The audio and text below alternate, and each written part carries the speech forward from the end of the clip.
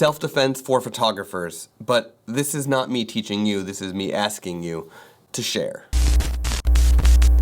Hey, this is Scott Weinkiewicz, a storyteller with a camera talking about all the things photographers like you and I are thinking about. And in this video, I want to talk a little bit more about self-defense for photographers, but I more specifically want to ask you to share about any situation or stories that you have to offer that I can potentially help you with. In the first video, in the part 1 of this series, I went on for about 10 minutes talking about self-defense and shared some things. And I understand that 10 minutes is a long time to watch any video. And I'm going to eventually turn this into a long blog post that you could read through and hopefully have some visual aids as well. And I'm hoping to bring in some other guests to also offer their advice for you. But today I want to ask you, have you ever been in a situation that you did not feel safe, or you felt threatened, or you felt scared for your life? And I mean this in a photography situation.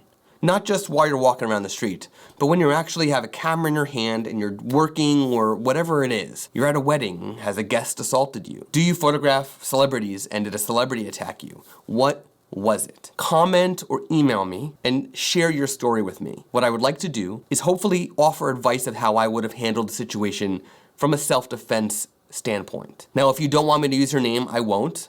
I will keep your information a secret, but if you allow me to share your story, I would appreciate it. Because I feel that if I can answer those questions, then it'll further enhance the takeaways that you will get and others will get from this series on self-defense for photographers. This is a serious topic. I totally get it, and I know you understand. So if you felt unsafe while you were on the job, while you had a camera in your hand, comment or email me and share your story. And if you don't want your name used, just make sure that's in there so that I know not to use your name. That's all I want to say today. Thank you for watching, and thank you for sharing whatever stories that you have to share, and I hope that I can offer you some advice, and hopefully you never are in that situation again in the future, but worst case scenario, hopefully I can offer you some advice.